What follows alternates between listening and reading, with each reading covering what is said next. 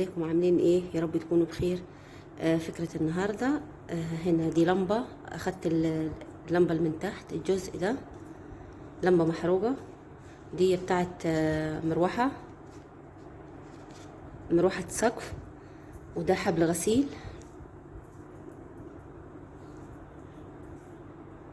هنا جبت كرتونة حطيتها هنا، لصقتها بشمع.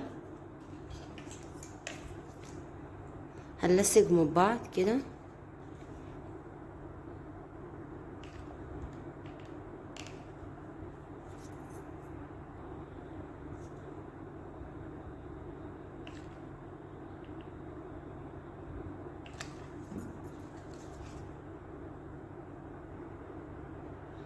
بالشكل ده.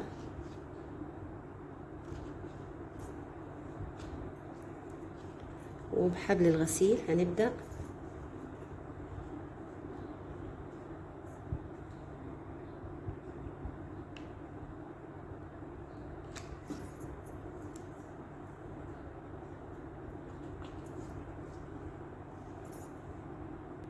الأول أنا هقص الحتة دي كده. هبدأ من تحت كده.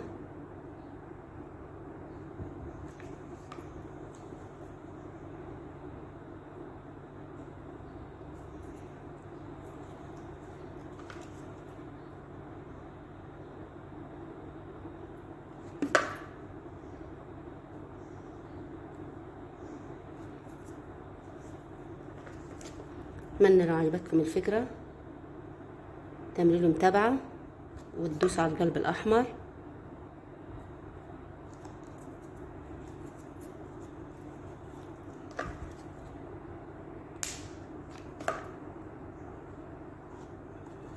كده.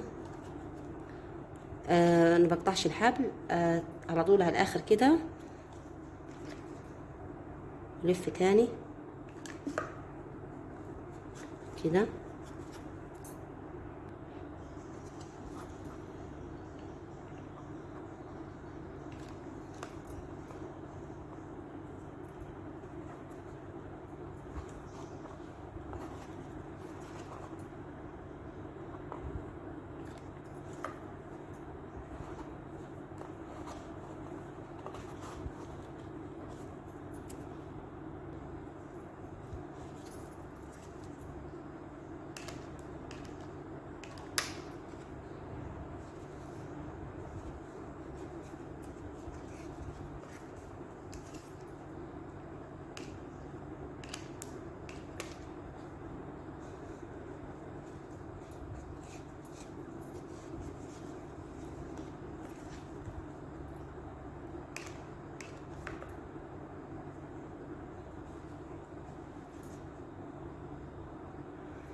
كده انا خلصتها بالشكل ده. ممكن تكمليها على الاخر بنفس الفكرة.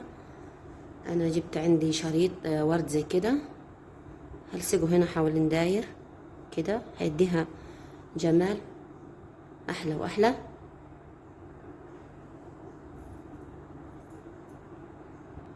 ايه رايكم في الجمال ده؟ من حاجات بتترمي حولتها لتحفة فنية. ممكن تحطي فيها ورد، ممكن تحطي فيها حلويات.